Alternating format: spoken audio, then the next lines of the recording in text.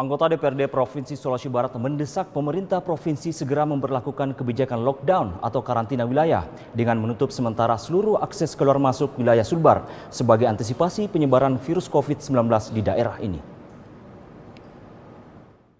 Kekhawatiran penyebaran virus corona atau COVID-19 masuk wilayah Sulawesi Barat membuat sejumlah anggota DPRD mendesak Pemprov segera memberlakukan lockdown atau karantina wilayah. Lockdown dilakukan dengan menutup seluruh akses baik darat, laut, dan udara untuk beberapa waktu, sehingga kekhawatiran penyebaran virus COVID dapat diminimalisir.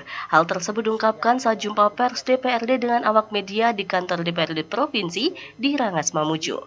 Menurut anggota DPRD Sulbar Usman Suriah, kebijakan lockdown menjadi salah satu alternatif pencegahan yang bisa dilakukan melawan pandemi COVID-19.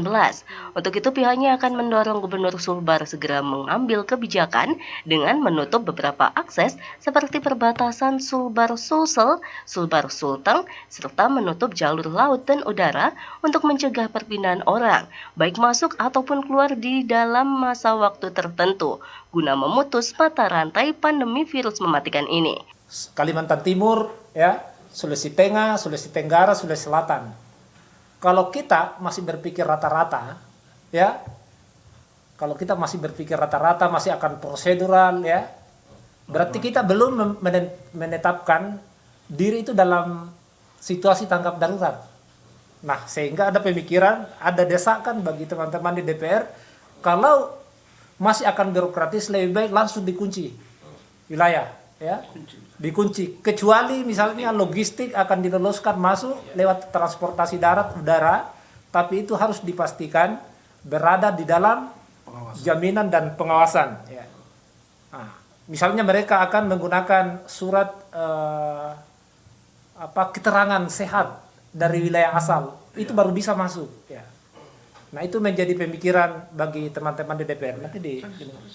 Anggota DPRD Provinsi Hatta Kainang menilai Pemprov Sulawesi Barat terkesan lamban menangani COVID. Dilihat dari tingkat kesiapan fasilitas dan perangkat yang ada. Penjagaan dan pemeriksaan intensif untuk akses keluar masuk Sulbar juga relatif minim. Masyarakat dari wilayah pandemi COVID relatif leluasa masuk wilayah Sulbar via darat, laut, dan udara tanpa pengawasan ketat. Hal ini membuat kekhawatiran banyak pihak mengingat masif dan cepatnya penyebaran virus COVID-19. Ini menunjukkan bahwa keseriusan untuk mencegah adanya wabah, mumpung kita lagi zero, ya, itu tidak maksimal dilakukan. Nah, kayak tadi ini Pak Wakil, saya dapat informasi di Majene besok habis jam Jumat itu kapal dari Kalimantan ada sekitar 270 penumpang akan tiba dari Kota Baru, Kalimantan Selatan. Tadi saya koordinasi, besok kita akan kunjungi. Nah, ini semua yang perlu diantisipasi.